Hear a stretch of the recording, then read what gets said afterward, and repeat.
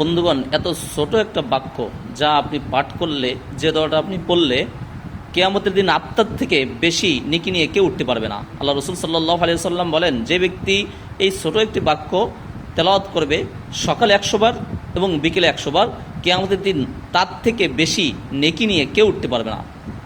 সে বাক্যটা কি? বাক্যটা হচ্ছে একদম ছোট, সুবহানাল্লাহি ওয়া বিহামদিহি।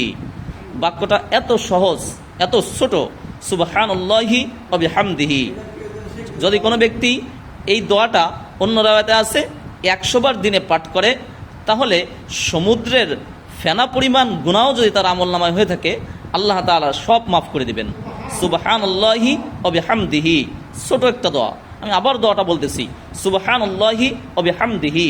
এই দোয়াটা যদি কোনো ব্যক্তি প্রতিদিন 100 বার তেলাওয়াত করে, আল্লাহ রসুল সাল্লাল্লাহু আলাইহি ওয়াসাল্লাম বলেন, তার গুনাহ যদি সমুদ্রের ফেনা পরিমাণ হয়ে থাকে, আল্লাহ তাআলা তা মাফ করে দিবেন।